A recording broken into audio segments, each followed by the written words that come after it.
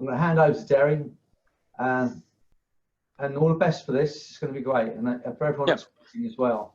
Enjoy. And I'll speak to you maybe a little bit later on, maybe an hour's time. Okay. Have a great hour, Derry, and I'm looking forward to it. You might have some questions for me, Freddie. I doubt it. You think you know more about this stuff than I do. You've been firing a lot more arrows than I've been firing recently. That's for sure. I'm dead chuffed that you're using it in the way you're using it and having such great results with it. All right, I'll speak to you a bit later. Welcome everybody. This is Derry Cooke here, and I'm recording this from the wonderful winterless north of New Zealand, Whangarei, and it is about 7 o'clock in the evening here. And I have the honour, I guess, of being the sacrificial lamb to try out this whole Fred Talk format, and I volunteered to speak about working with the emotional component of client issues. Now, as far as I'm concerned, every client who comes to see me, there is an emotional component to their issues.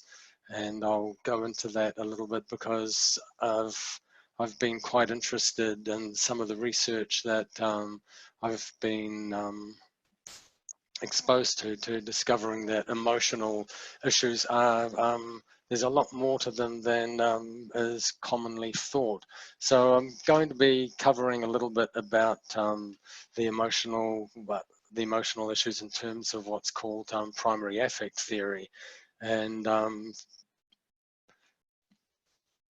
as well as that, we'll be talking about ways in which all of us are able to actually access in a really safe way without abreacting or re-traumatizing our clients. We can access that emotional energy of the issue, and some really nice metaphors that I've learned, used and developed, which make that something that's really safe and useful. So I hope you'll get some value out of this. I'd like to start by introducing myself a little bit because most of you won't know me from the proverbial block of cheese.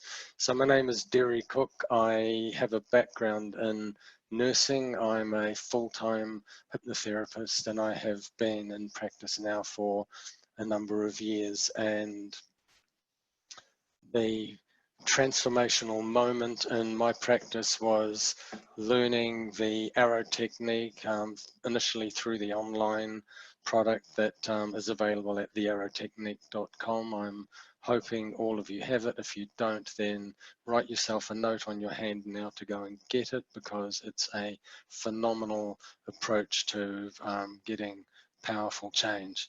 Now, it was initially developed as a technique for managing chronic pain, and I've discovered, as many have, that it has applications far beyond that. So in my nursing background, I did 6 years as an emergency department nurse, and from time to time I still go and play in the emergency department, and I do get to use my my hypnosis skill set there with the knowledge and consent of the medical personnel. So that's really cool. So one of the things that I wanted to cover today was the idea of looking beneath the problem. And a really nice way of illustrating what I mean by that is to tell you a story about one of my clients who came to see me. Now, I'll call this woman Martha. That's not her name, but she came to see me for weight loss. Now, one of my trainers told me, as far as weight goes, it's never about the weight. And that's absolutely true, as I'm sure many of you know. But in this case with Martha, she came in to see me. She was well north of 150 kilos, which I think is somewhere around the 20 stone mark. I forget exactly the imperial amount, but very, very big woman. She'd only ever managed to lose about 3 kilos, and then she would put it back on again, and then she would take it off and she would put it on. And she could have written a book about all the possible diets and weight loss strategies there were, because she tried them all, and every time she would lose 3 kilos and put it back on. Now, one of the questions that I have in my intake form, and it's the last question that I ask before I get people to sign their consent, and I've put it in bold to remind me to ask it because it's a really useful question. And it's simply this: what else do you think I ought to know? Now, frequently the answer to that is, oh, nothing, I think we've covered everything. But in this case, the answer was a very long, weighty silence. And then she said, I could mention words like rape, and I could mention words like incest. And eventually she told me the story. And I won't go into all the details here, but suffice it to say that she had every reason in the world to make herself fearsomely large and immune to the predatory male gaze by making herself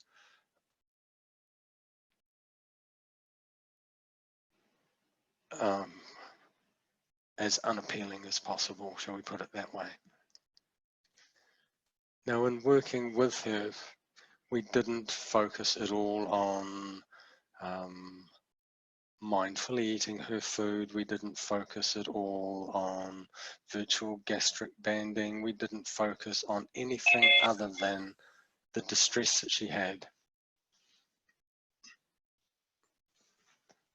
which she had been carrying around since she was a little girl, and this had been going on for some 40 odd years. And using the arrow, we placed all of that negative emotion that was related to that initial horrible period in her life, and we took that pain, that hurt, that loss, that shame, that guilt, that grief, we took that from about a 10 out of 10 down to a 0. Now, she didn't come to see me for a follow-up session. Instead, I got a text message saying, I'm on my way. I've just weighed myself and I've lost 4 kilos this week, which for her was walking on water. Now, that was a very interesting result. That just by accessing that emotional energy, we had shifted that seemingly intractable problem. I'll tell you just quickly another quick story about a young man who came to see me. He wanted to stop smoking, only he wanted to keep smoking cannabis. I love my weed, he said. Can I keep smoking weed? But I just don't want to smoke tobacco anymore. Now he comes to see me, and about 10 minutes into the session, he just happens to mention that 5 days earlier he tried to kill himself. And it was a sincere attempt. He'd just broken up with his girlfriend. She was pregnant with their child. He didn't know what to do, so he took off his belt, tied it around his neck, tied the other end around a railing at his mother's house, and jumped over the edge of the balcony. Fortunately, his girlfriend, who had just left, got the prickles on the back of the neck, came back, saw him hanging there, shouldered the door open, raced up the stairs. Pregnant as she was, she pulled him up over the railing and saved his life. So rather than doing a simple quit smoking session, we were focusing on all of the pain that he had. Now, something very interesting happened. Well, I did throw in some suggestions around no longer smoking tobacco.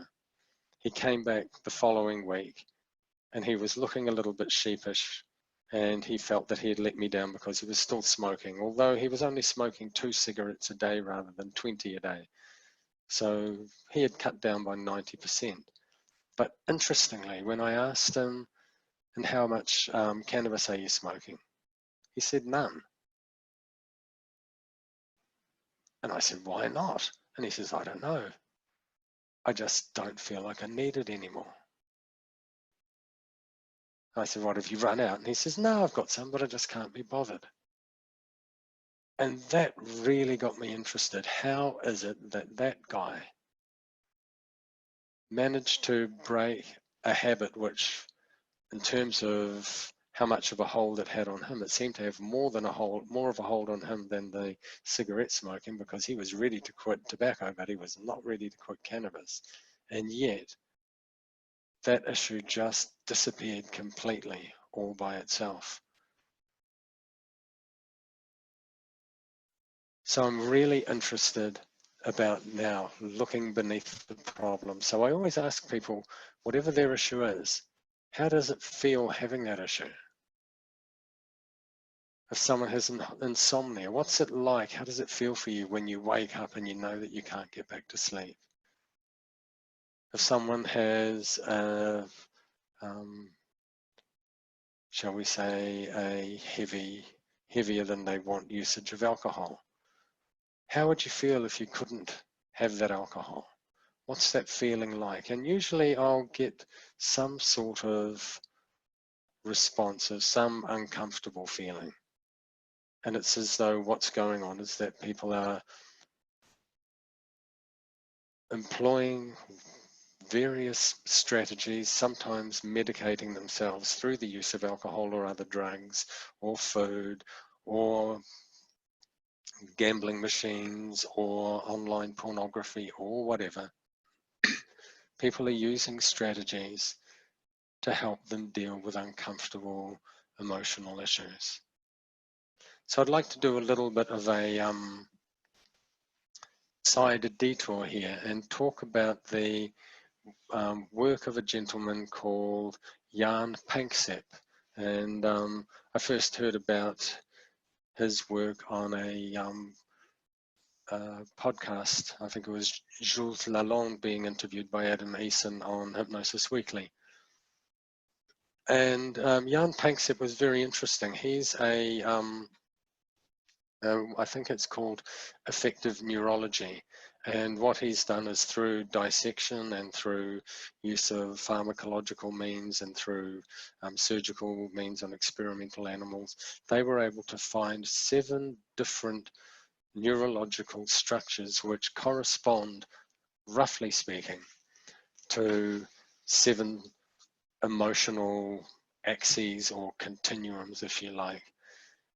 Now, these will perhaps surprise some of you who aren't familiar with the research, because the idea of emotions, we tend to think in terms of happy, sad, angry, scared.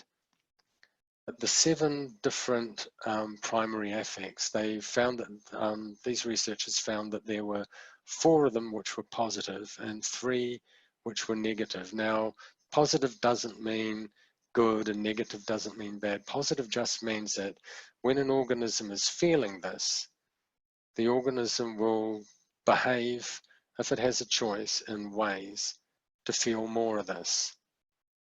If it's a negative thing, then it will do what it can to avoid feeling that. So the positive ones are quite interesting. One of them is play. Now, we don't tend to think of play as an emotion, but think of play, think of all the games that we have on our telephones. Think of supporting your favorite team. Think of getting out there and kicking a ball around. Think of getting the Legos out and playing with your children. We love playing. It's in our nature to play. And playing is something which is apparently present in all vertebrates. And think about how much dogs love chasing after sticks. Think about how much cats like playing with mice. We just like playing. And there is a solid emotional continuum around play. And there are specific neurological structures in all vertebrates that are only mediating that playing response. Now, another one of these positive ones, and this is one which Freddie uses a lot in the arrow, and I certainly use a lot in my practice, and it's the caring response, that unconditional love. When we say to somebody, imagine, it's wonderful when I'm working with people who have children, because if they love their children and you can see their faces light up just at the mention of that, you can say, okay, so just imagine being with your children, and they become filled with this powerful state change. And that makes it a very wonderful time to give a suggestion. You know, elicit an emotion, give a suggestion. So play, that play is one. This one is the nurturing, the caring, the absolute unconditional love. And of course, as parents of very young kids, then we get to combine those first two ones. We have playing and nurturing together, and that's fantastic.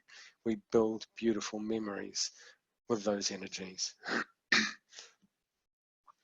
Now, there's another emotional aspect, another one of the positive ones, and that's seeking.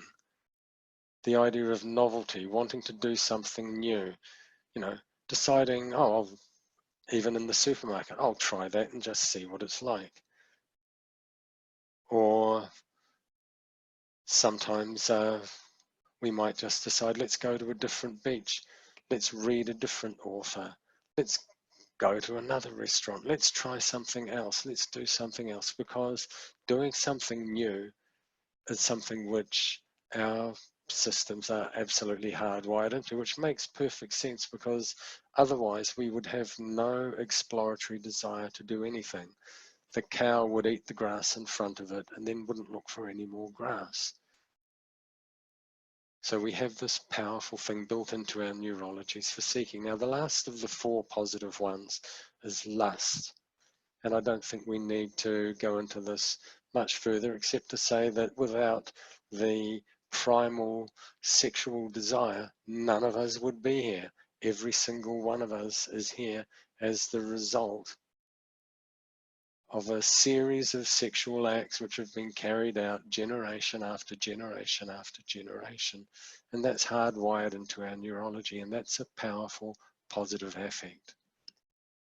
Now, the negative ones are ones which we are much more familiar with. They correspond with the idea of rage, anger, whichever way you want to look at it. Fear is another one, and sadness or grief is another one. Now, I just want to make it clear that these aren't absolute fixed expressions. When we take something like the, let's talk about the rage affect. Right down at its lowest expression, the rage affect could be mild annoyance, you know, feeling slightly miffed. I'm a little bit put out. And that can escalate as you move all the way down to the other end of the continuum. That becomes full-on homicidal berserker rage. So there's a full range of expression for each of these affects.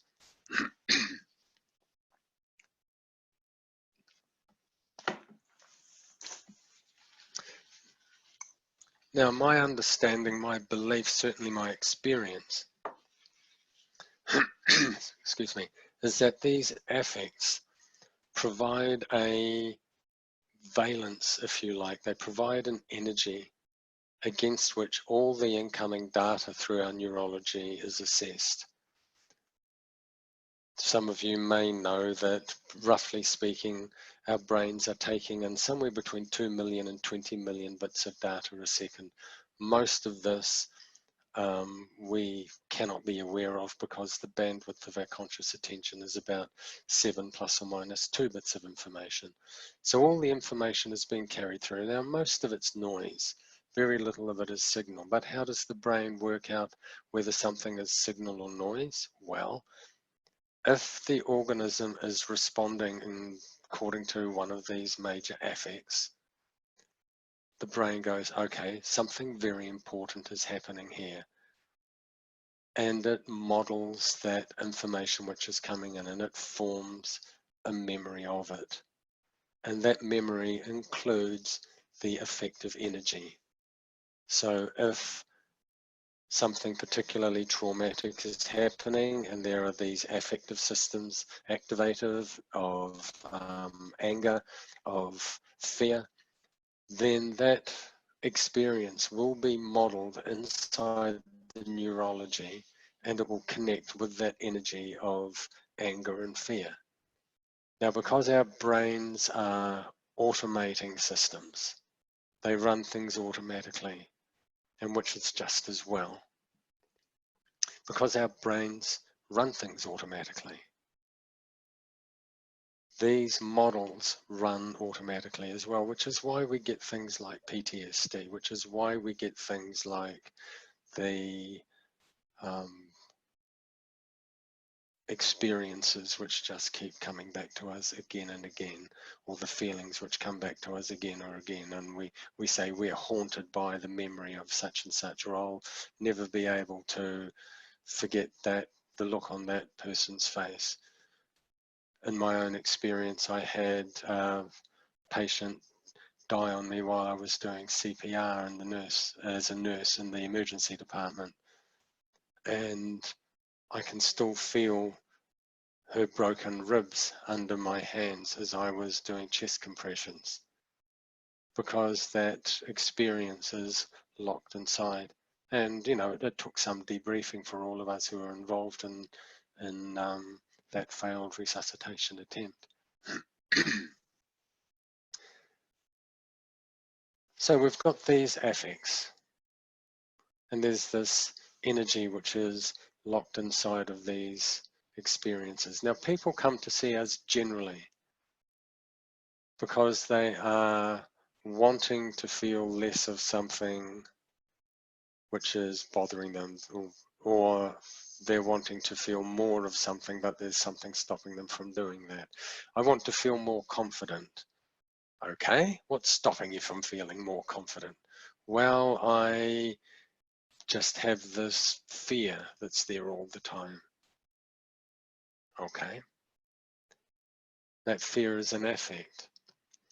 And when someone comes to see me and they say that they've got an issue that they would like to change, once we've determined what that feeling is, and it's usually some form or other of fear or anger or sadness, or a mixture of one or two or all three of them sometimes, it's important that we label that. And I don't mean label it like give it a billing code like PTSD or bipolar. We're not diagnosticians unless we're licensed psychiatrists, which I'm not, or medical practitioners, which I'm also not. I'm talking about we need to label it with a word that the client understands. Because if the client comes to me and they say that they've got this feeling inside, and I had a client recently, and she described her feeling as a quicksand feeling. Now, her quicksand feeling was all related to the traumatic loss of an infant child. I'll say no more about it than that for reasons of confidentiality, but she lost a child and was haunted by the memory of the loss of that child, and she described that feeling as a quicksand feeling. Now, there is no point in me talking to her about her trauma or talking to her about her grief, because that's not the label. The label that she used was the quicksand feeling. So once we've identified and once we've got that feeling labeled, once we know what it is that we want to change, it's really useful to access the full expression of that feeling. And there's a really safe strategy that I'd like to share with you that I call the pit and the perimeter.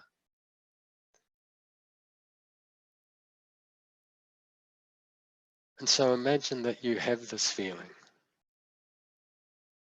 whatever it is, and it's an uncomfortable feeling. And at times the feeling is worse than others, and sometimes when the feeling is bad, you need to employ various strategies that you know work very well in order to deal with that feeling. Now, some of the strategies can involve use of external components such as distracting strategies, or neurochemical strategies such as getting drunk or getting stoned or smoking methamphetamine or whatever. It doesn't matter.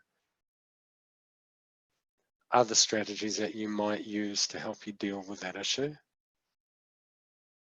can involve simply using such defense mechanisms as you have learned in the course of your life and perhaps had modeled by others. So you have all these ways of dealing with those feelings in order to minimize those feelings, because let's face it, if you have a very powerful disabling feeling, then your options are either surrender to it, and if you surrender to it, then that means stepping away from the normal run of your life, from your responsibilities, from your rewards and so forth. You then have some sort of break from what you're doing in life, or if you are still engaging with life, then you develop these strategies to cope with it. Now, these coping strategies, which some people call plastering on a fake smile, putting on the social mask, all of these strategies are in effect to build a safety perimeter around that pit of feeling. So I'll say to my clients, and I've earlier today just finished a Skype session with a woman who had a feeling, and she told me it was about a 6 or a 7 out of 10.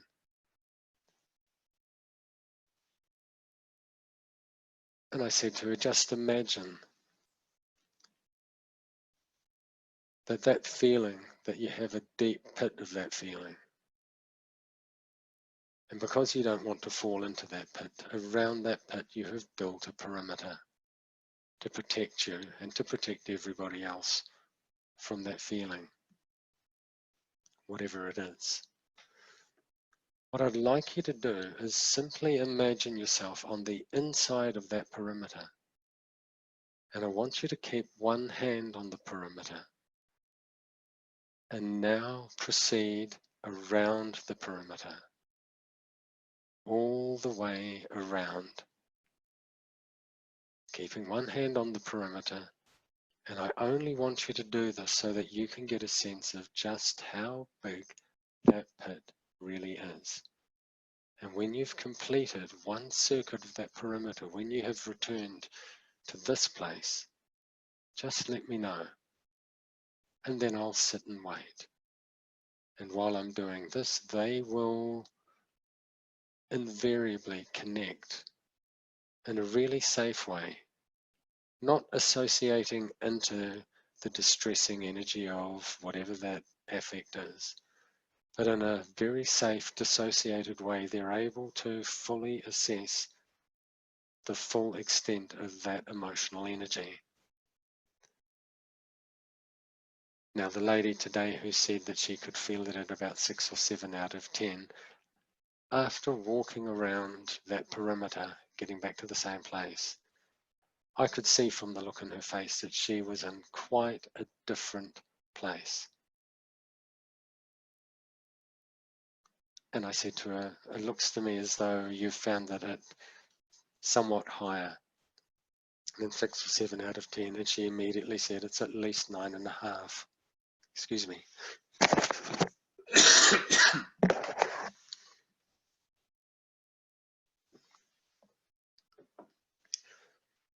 So it's really valuable. Get a rating out of 10, you know, the subjective unit of distress, or the SUD score. It's a crude assessment tool, to be sure, but it's readily available and it's very, very useful. So once we've got that baseline measurement of this is how powerful that energy is, the presenting energy that's underneath that problem, then we can use whichever change methodology we prefer. Now, I like to use the arrow technique the way that I do it, which is very solidly based on how it was taught to me, and it is evolved or mutated to include some other aspects. There's a little bit of future pacing that I put in there, a little bit of essentially parts work, which goes in there, although I didn't really realize I was doing parts work until later. I considered what parts work actually was from a different point of view.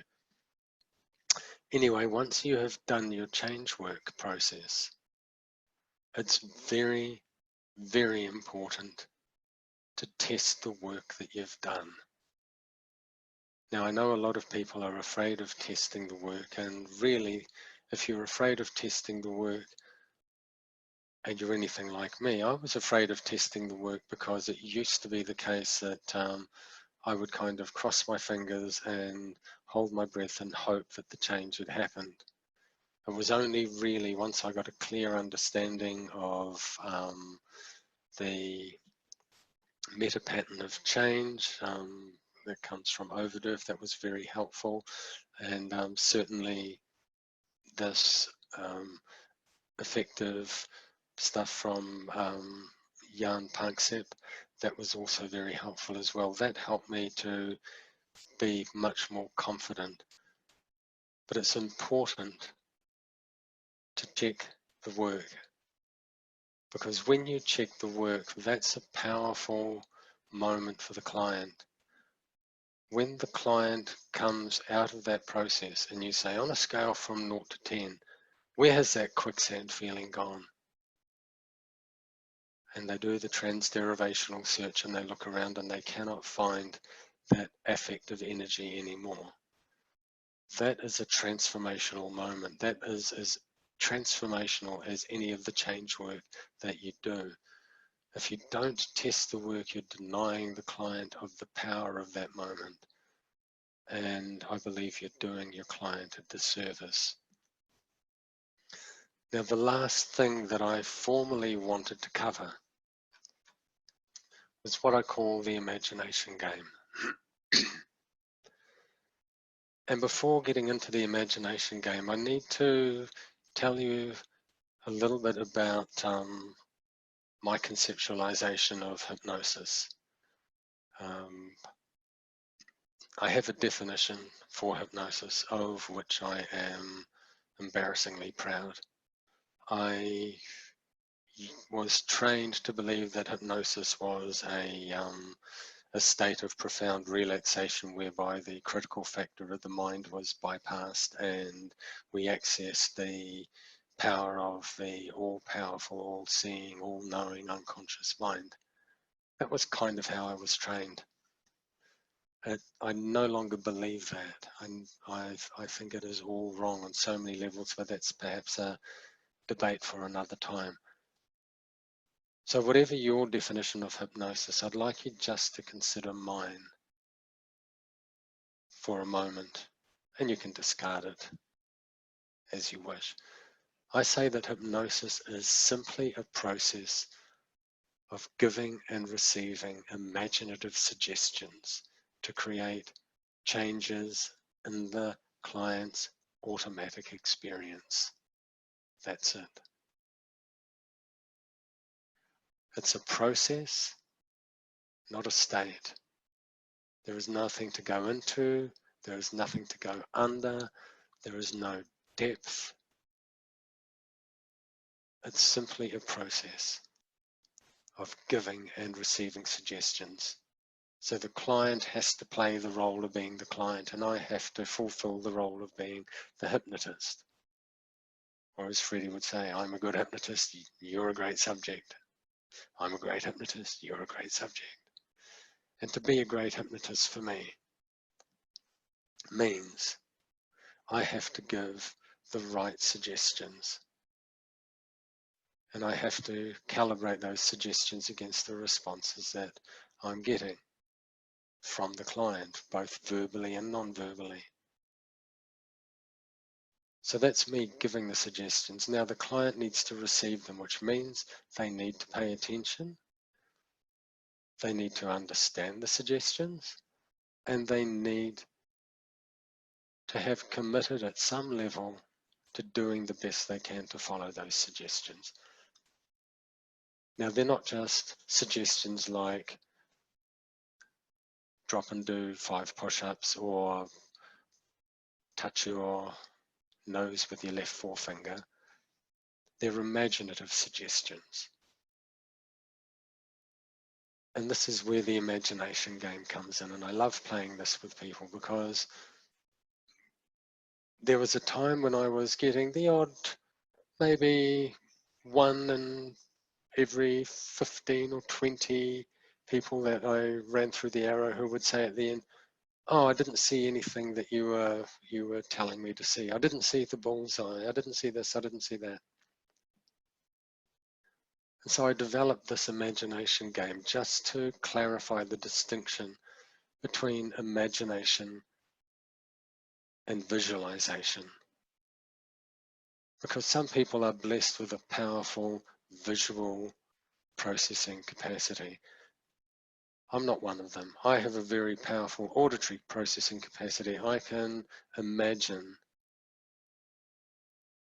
almost any song that I've heard and enjoyed, and I can play it in my mind from start to finish, and that can be going on while I'm doing anything else. It's just something that I can do. But as far as a visual imagination, no. And yet some people, you say, close your eyes, imagine you're at the beach, and they can not only tell you which beach, they can tell you what time of day it is, whether it's high tide, low tide, somewhere in between, how many other people are on the beach, how many seagulls, what the other people are wearing. I'm not one of those people. Excuse me. So the imagination game goes like this, and I'd like you all to play it with me.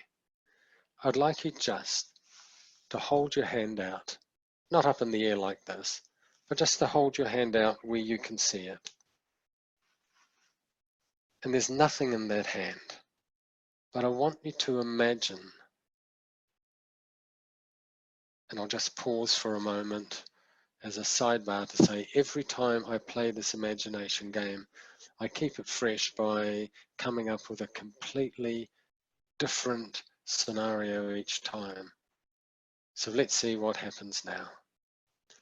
As you look into that empty hand, I want you to imagine that in that hand, you can see a tiny red tractor. And that little red tractor is just sitting there in the hand. But driving that tractor is a purple octopus. And the purple octopus is wearing a pink top hat. And sitting on the back of the tractor is a lobster playing the bagpipes. And with every note that comes out of the bagpipe, there's a little iridescent bubble with every note floating up into the air. And that little red tractor and that octopus and the bagpipes. Somehow you're able to imagine those, and yet your hand is empty, and it's clearly empty. Now, just through playing that imagination game, already we have satisfied my definition of hypnosis. We have a process of giving and receiving imaginative suggestions, which created a change in that person's automatic experience. They went from the experience of seeing an empty hand to the experience of seeing this quite bizarre, ludicrous, quasi-hallucination that existed only through the power of their imagination.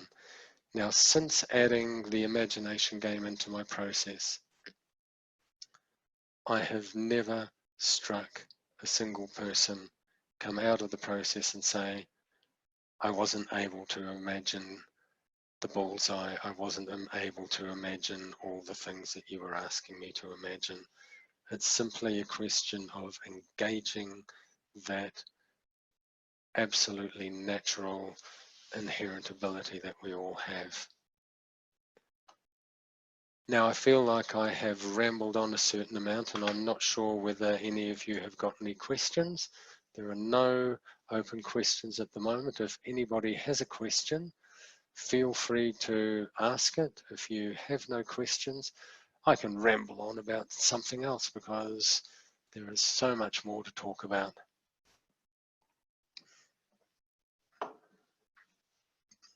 One thing that would be really useful to talk about, I think, is the idea of how all of these issues manage to get locked into our systems.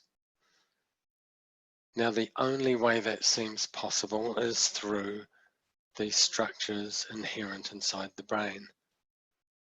Now, to blind you with a little bit of science, you've got roughly 89 billion neurons in the brain out of the 50 trillion or so in the body. Those 89 billion neurons which you have in the brain, every one of those neurons is like unto a little computer, each and of itself.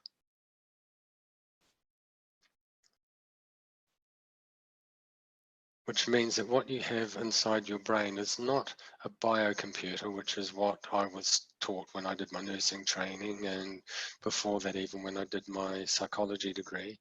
What you have between your ears is something more vast and interconnected than the internet. You have 89 billion computers forming all these ad hoc little networks.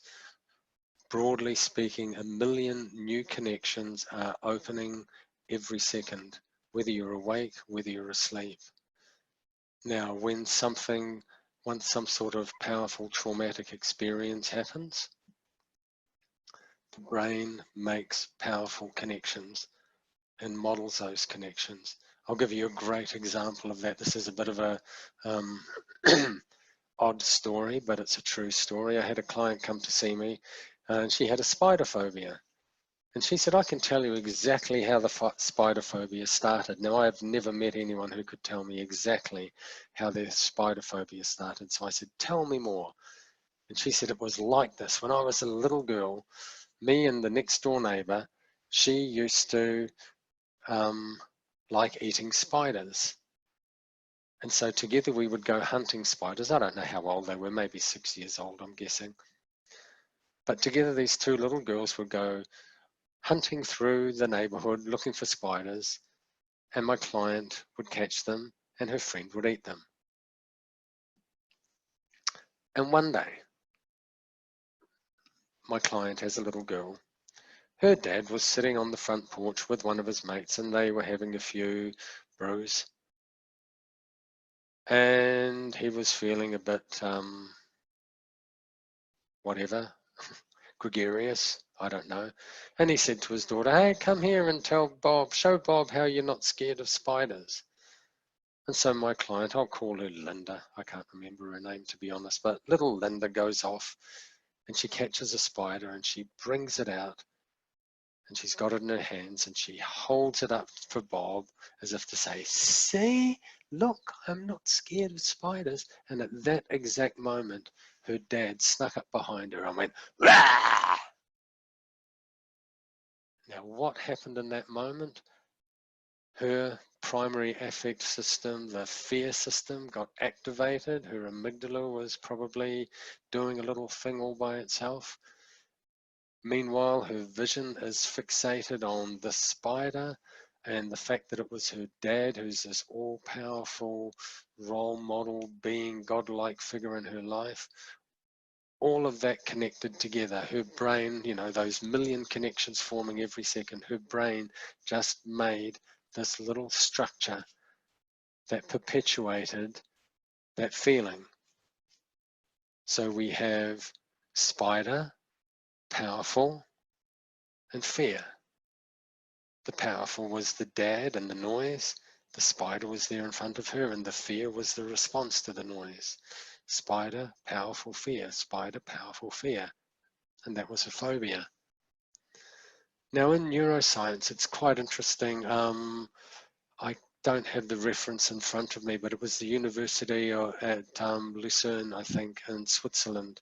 as part of what they call the Big Brain Project, where they were using something called algebraic topology, looking at the different structures that could form inside a nervous system. And they were finding that the nervous system automatically formed these structures, which were either 2 neurons, 3 neurons, all the way up to about 12. And they call these little things cliques. Now these cliques, I think, are where the issues that our clients present with are stored. Now a clique is essentially just a tangle of neurons. And if you think that every neuron is connected to 70,000 others, sorry, 7,000 others rather. If every neuron is connected to 7,000 others and you've got maybe half a dozen that are involved in a particular issue like a phobia or a habit, then there has to be some way for those neurons to stay in touch with each other. And so they form a little clique or a model or whatever you want to call it, and it's maintained through that emotional energy.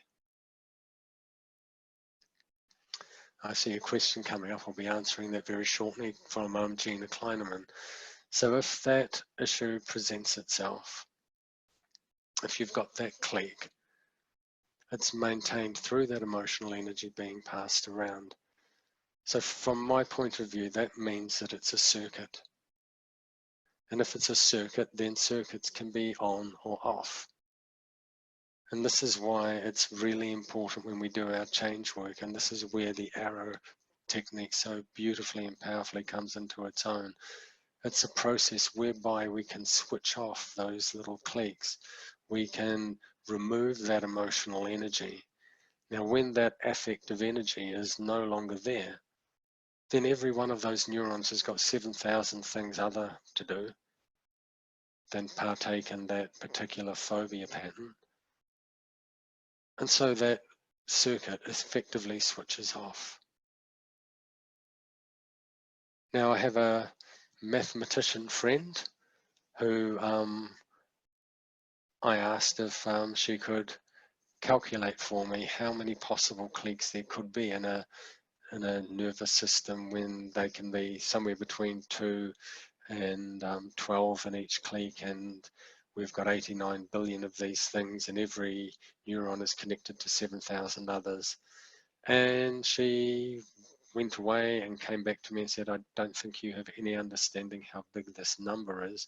We'll actually need a supercomputer to calculate it, but I can tell you quite safely that there are more cliques, potential cliques in the human nervous system than there are stars in the known universe.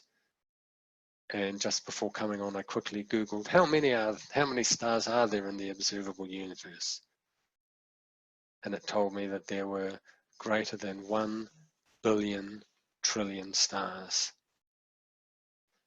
So we have somewhat more than that. Somewhat more than 1 billion trillion potential cliques. And these can be for all kinds of things: colors, shapes, relationships, faces, phone numbers. Every one of these things will have some sort of a clique maintaining it, every feature of our reality.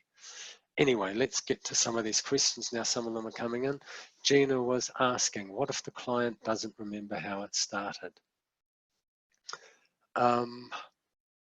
In my experience, the actual memory of how things started isn't all that important.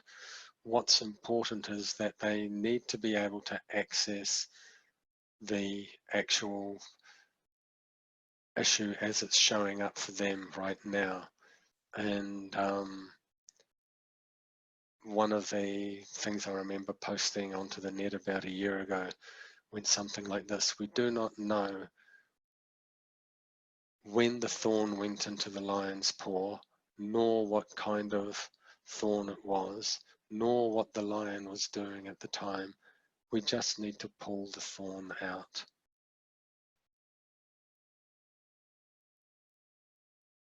Now, when I was a young fellow, I had a very traumatic thing happen to me. I was raped. And mercifully, the actual details of it, much of the details of it are completely to this day gone from my memory. There is a perfect fade to black, and then a fade, and then it's a scene change straight afterward. But that has not changed the fact that I've been able to address very successfully those issues and move on from the disabling effects of those episodes without having to actually recall that event. So yeah, I'm not a big fan of finding the initial sensitizing event. That's not to say I never do regression to cause.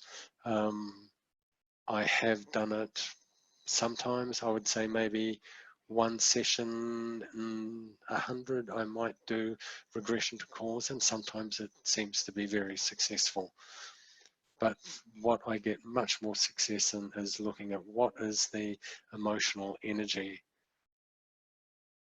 inside that problem. What does that problem feel like to you? How would it feel when you're rid of that problem? What's stopping you from feeling that now? Getting a sense of what that is, running that pit in the perimeter so that we can access the fullness of that. Now, if someone comes to see me and they say that they've got an issue, and I ask them for the subjective units of distress on a scale from 0 to 10, how bad is it? And if they tell me 2 or 3, I don't feel like I have I don't feel very optimistic about the outcome. I feel much more optimistic when we're able to access that energy at a much higher level, because that tells me that we are in a place where that energy is amenable to change. And I'm trying to not get into too much magical thinking about the all-seeing, all-knowing unconscious mind, because I don't believe in the all-seeing, all-knowing unconscious mind. And yet I do believe, just like people with iPhones can talk to Siri, and I have a Samsung and I can talk to something called Bixby, and if you've got an Android system, you can talk to Google.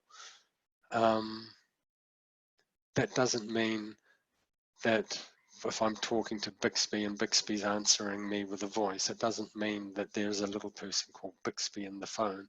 And it doesn't mean that there is an entity called the unconscious mind. But when you think that the processing power of the human central nervous system is able to muster 89 billion computers all networked together, then it absolutely can generate a voice interface.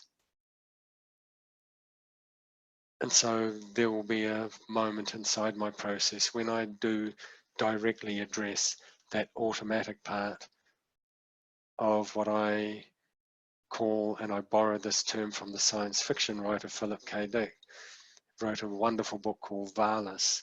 And Valis stands for the vast, active, living, intelligent system, which is what each of us is, and maybe what all of us are together. So I access that part, but I don't say, okay, Valis, I'm talking to you now. I just say, I'm talking to you.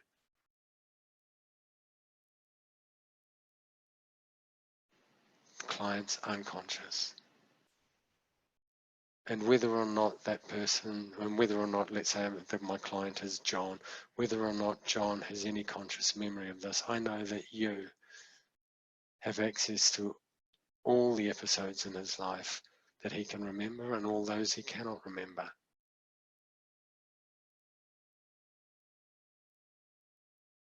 And so I'll simply invite that part to make the change. Now, whether it's actually able to remember things that John cannot remember, none of us can say. It's kind of meaningless to speculate that. So do we have to find I hope that answers your question, Jean. I've got one here from Kimberly Carter Page. Do you have to find the initial sensitizing event prior to using the arrow? I think kind of I've answered that. No, I don't believe you do. I just think you need to know that the client has an understanding of what their issue is, but more importantly, how they would like to feel when they no longer have that issue. And that's the classic moment when you say, how would you like to feel when you don't have that anxiety? Well, I don't want to feel anxious. Okay, I get that. That's how you don't want to feel. When you're not feeling anxious, what would that be like? Well, I wouldn't have to be worried. Eventually, with coaxing and coaching, you'll get your client to say, I want to be happy, or I want to feel free, or I want to feel energized, or I want to feel focused. So it's all about just finding out where people are at, where they want to be, what they feel might be stopping them from having those goal states, those desired outcomes. And whatever is standing between them and that desired outcome, that's a beautiful thing to put inside the target if you're using the arrow technique. Got another question here from Caruso Colzi. I hope I'm pronouncing that right. Can you explain, please, to us how it can be possible talking about numbers of neurons? Is there someone who sit there and count them? I know it seems a silly question, but can you answer? Caruso, I am not a neurobiologist, but I imagine that it's simply a matter of weighing a brain and going, okay, this is how much that brain weighs. Now let's take a look at 1 gram of that brain, and let's count how many neurons are in that brain, and then let's multiply that by 3,300 if the brain weighs 3,300 grams, and estimating it that way.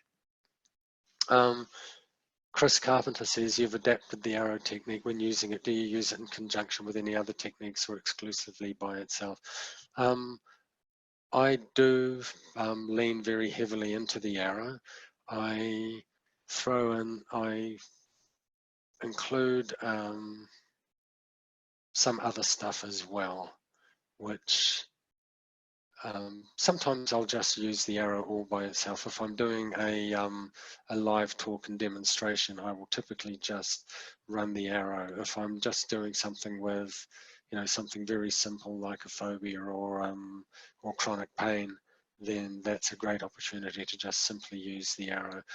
When I first trained in the online arrow, I had a expo that I had a stall at about 2 days later, and so I decided that at the stall I was going to grab anyone who was walking past, anyone who was silly enough to slow down and look at my material, and I would just grab them and practice the arrow on them.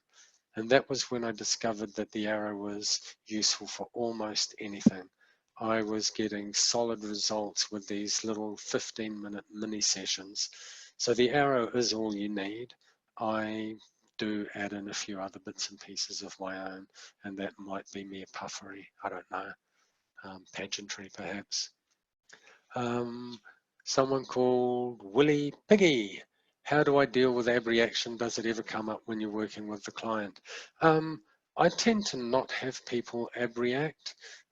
That's not to say that it's never happened, but abreaction is something which I think lives mostly as a fear in the minds of hypnotherapists. And it's sometimes what some people are calling abreaction is what I would just simply call emotional expression. Now, particularly when you preface your work with something like the pit and the perimeter, you're giving people a very clear understanding, a clear experience that it's okay to go inside that perimeter, that defensive network that they've built up around their problem, and that they can then go all the way around that problem and get a sense of how big it is. Now, I have had people, and sometimes people are reacting very powerfully inside the arrow, particularly when I am describing what's in the target and what's beyond the target, and how they're feeling as they're floating far above the target. And sometimes I'll be pulling people into quite powerful positive and negative emotional states. But if you're confident in yourself as the old-fashioned hypnosis term, operator, if you're confident in yourself as an operator, then you learn that your language can modulate and moderate the client's experience so that you can move people in and out of that feeling.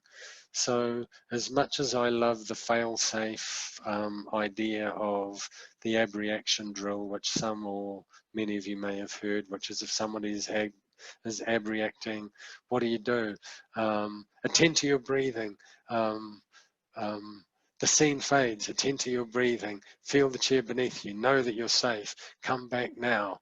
Whatever variation on that ab reaction drill that you've been trained, I've found that it's not necessary. Inside of the arrow, if I can see that somebody is very, very heavily responding to my description of what's in the target, I'll remind them that that's all in the center of that target, far below you, up here, floating in this place of absolute unconditional joy, feeling only that love, remembering the love of those people in your life, those beautiful children, that husband, that wife, whatever. And as I do that, as I'm able to pull them back into that powerful, positive experience, the so-called ab reaction just calms itself back down. Maybe I'm a bit blasé with my background as an emergency nurse, I don't know, but I'm not too fazed by most anything that comes up during a session. As far as I'm concerned, it's just all powerful experience that's being presented. There's another question here from Leanne Little. Would you use the imagination game as a hypnotic phenomenon and then formally induce hypnosis, or use it to lead into trance? That's a very good question, Leanne, because the imagination game does in fact lead into that hypnotic process. You'll notice that I don't really use the trance word so much. I don't, it's not that I've got anything against trance. Absolutely, there are states of consciousness, you know, but I find it much more valuable to consider the process of engagement. So I absolutely use the imagination game. It is a hypnotic phenomenon. It's kind of creating a hallucination, but it's really just a way of getting the hypnotic process before the formal hypnotic process actually starts, so that I'm getting them to follow my imaginative suggestions and create that automatic experience. Now there's a couple of other questions here in the chat box. I'll just have a quick look through. Goodness me. Hello, hello, hello, hello. Oh, 3 in the morning, Gina. Thank you. I love that definition. Thank you. Yeah, I do use the imagination game at the beginning of the session. Bear with me. Can I explain? Oh, okay. No, I think that is all the questions. So that's us. We've just gone over the hour. If there are any more questions, I'll just hold it open for another minute longer. Otherwise, I'll say thank you very much for listening to me. I hope this has been very useful for you, and I'm absolutely available for via if you want to do either formal mentoring, or if you just want to a quick answer to a question via Facebook Messenger or something like that. I'm fairly easy to find on can you hear me? Yeah. Yep. Hi, Freddie. Thank you. Yeah, that's fantastic, Derry. You know, thanks very much for all your time you've given us today. And I want to, you know, just thank you for everyone that's joined today, and all the people that are going to be watching your video. It was wonderful, you know, and the way you were explaining about the different emotions, for me, that was new for me, and I know it's going to be helpful for me. Oh, great. Thank you, Freddie. And, you know, as I said, when we suggested doing this and you put your hand up, you know, it was great for me. And I think people are going to love this format. And thanks for being the first person on and doing it for us. Oh, it's been an absolute pleasure, Freddie. And I wish everybody great success, and if this just helps any of you with any of your clients, then it's absolutely worthwhile. And I'm really looking forward to hearing the other Fred talks as well, because as far as I'm concerned, the more that we can help each other, the better we can be. And there's enough suffering in the world. If we can lighten the load of the suffering in the world, then, you know, we're doing good work. All of us hypnotherapists, we're like those connective neurons you were talking about. And the more connections we make, the more powerful we become. So, you know, looking at it like that, if we continue to connect, continue to work with each other, you know, we can achieve much, much more as a group than we can individually. And, you know, and people like yourself willing to share what you know, that's great. So thanks again, and thanks for everyone that's watched, everyone that's listening, and let's all move forward together. Keep sharing, keep caring, and let's see what we can do together. And there are no limits. We are a collective neurons that we can grow together. So hopefully I'll see you again in person soon, Derry. That'll be great. Yeah, I hope so too, Freddie. I hope so too. And thanks once again. Yep, you're very welcome. Thanks everybody. Thanks for listening. Thanks for watching, and we'll catch you again. Okay, and thanks again, everyone. Bye for now. Bye bye.